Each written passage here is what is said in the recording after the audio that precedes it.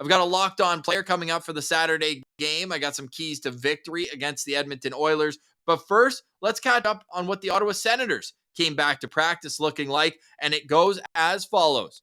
Well, the exact same. You don't change a winning lineup except when you get a player back from injury, which we'll get to on the back end. But up front, it's the same 12. It's Tim Stützle at center between Brady Tkachuk and Mathieu Joseph. Then it's Ridley Gregg between Alex DeBrincat and Claude Giroux. Shane Pinto centers a line of Derek Brassard and Drake Batherson. Dylan Gambrell is between Tyler Mott and Parker Kelly. On the back end, Shabbat's got his old partner back. It's Artem Zub, who returns from injury. Jake Sanderson will stay with Travis Hamonic, and Eric Brandstrom is with Nick Holden. We expect Anton Forsberg to start. Cam Talbot, still a week or so away, skated before practice yesterday, but is not ready to make a return, meaning that Mads Sogard will back up. The extras, interesting. Nikita Zaitsev comes out for Artem Zub, and Austin Watson stays out of the lineup. It seems to be a shift in what the role that he's going to have on this team, with Parker Kelly just banging bodies every shift. He shifts over to right wing, and once Tyler Mott came back, the decision was made that Austin Watson would be coming out of the lineup.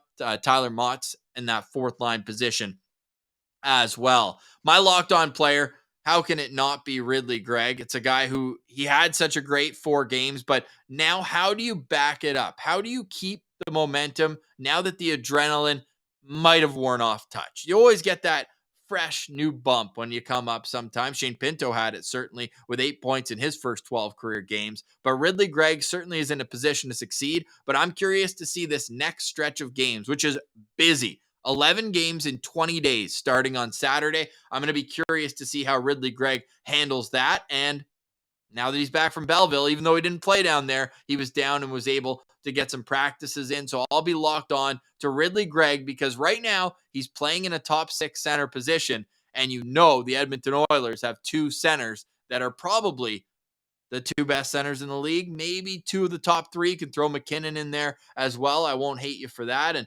I guess Austin Matthews has to be in the mix there too. But hey, these guys, Leon Draisaitl, Connor McDavid, they're going to come to play. And I'm really interested to see how Ridley Gregg and Shane Pinto too, the 2 middle 6 centers on this team, how they're going to react to the speed, skill, hard to play against. It's just not easy when those guys are on the ice. Just ask all their opponents, especially their last 10, 8-0-2, as I mentioned.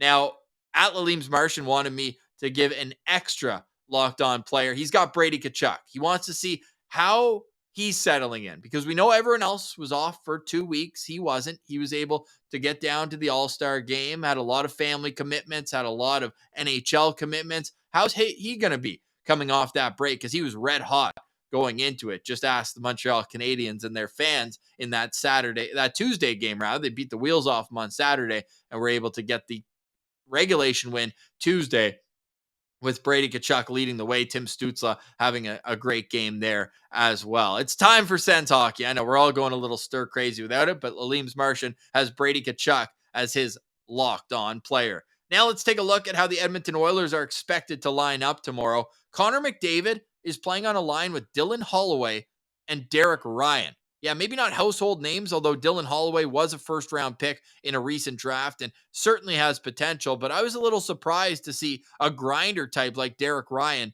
on the Connor McDavid line. Leon Draisaitl will center a line of Evander Kane and Zach Hyman, who is certainly busted out offensively, almost 100-point pace right now for Zach Hyman. The third line is Ryan Nugent-Hopkins in between Klim Kostin and Matthias Janmark. And the fourth line is McLeod, Descharnay, and Warren Foegele. On the back end, it's Darnell Nurse with Cody Ceci, Brett Kulak with Tyson Barrie, and Philip Broberg with Evan Bouchard. We're unsure of who's going to start in goal. It was all-star Stuart Skinner who got the start in Philadelphia, the shootout loss yesterday night, or is it going to be Jack Campbell, the goalie, who Tim Stützle scored his first career NHL goal up against? So, of course, we're not privy to that information just yet with the game tomorrow, but my lookout player, well, I should just start by telling you their leading scorer. Connor McDavid has 52 games played and 94 points. I honestly feel like we're at the point where we're almost underrating what this guy can do. The gap between him and the next highest player in the NHL standings for most points is almost 20. It's 18 points separating him. And oh, yeah, Leon Draisaitl is second in the league in points. How many came off assists from Connor McDavid? Nikita Kucherov right there at 76. And that's where it gets most impressive, where you see such a cluster of players right after. It's 76, 76, 72, 71, 70, 69, 68. You get where I'm going with this. It's basically one after another. And then 18 points separates the second from Connor McDavid. So maybe it's too easy to say Connor McDavid, but I'll give you a little context. In the COVID shortened season, Connor McDavid and Leon Draisaitl absolutely destroyed the Ottawa Senators. I believe Edmonton was 8-0, 9-0 against the Ottawa Senators during that lockout, or the COVID shortened season. 9-0. Connor McDavid had 21 points in 9 games. 21 points. And Leon Draisaitl was right there with him. So you look at how these guys have carved up the Ottawa Senators in the past, and you always have to be wary about what could happen when those guys are on the ice. And they play almost half the game as well. They're up there in time on ice leaders for forwards in the league. Connor McDavid's at 22.39, and Leon Draisaitl plays 21.57 on average per game. And if we go sort this by all forwards, you're looking at the guys with the second and fourth most average ice time per game among forwards. Mikko Rantanen, the only man with more than Connor McDavid. The top Senator on this list is Tim Stützle with 20 minutes and 37 seconds per game. He sits 14th league-wide. So that just shows you where Connor McDavid is ahead of his peers. And maybe you're saying, well, yeah, he plays more, he scores more, but 18 points clear of the field. Really impressive there. So key to victory, shut those guys down. How about that? Does that work?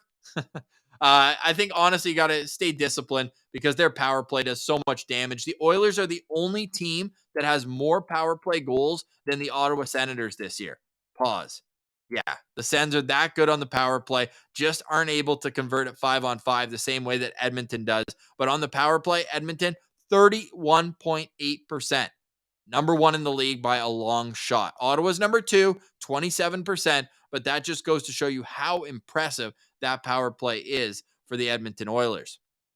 Now, 5-on-5, yeah, you're going to have to be a little bit better than they were, but hey, they've won 4 games in a row, Ottawa I'm talking about now, and how can they build on that with such a gap in between games? That's where I'm going to be really intrigued to see where they're going to go, because the Oilers are 10th in the league in 5-on-5 goals. The Senators, 31st. Only Chicago has less 5-on-5 goals than the Ottawa Senators. So we'll be intrigued to see how that all shakes out. But we do know we're going to have an afternoon game. I should have mentioned this earlier, but start time 12:30 p.m. Eastern. It's 11:30 a.m. for me in Central Time. So we'll see how this goes, but keep the discipline at its peak. No too many men penalties, please, and try to keep the minors to a minimum as well. It's going to be a great day for Sens hockey just because we have it. 11 days we're going to have to wait, or we did have to wait until this game. So I'm going to be really intrigued and excited to see how the Senators come out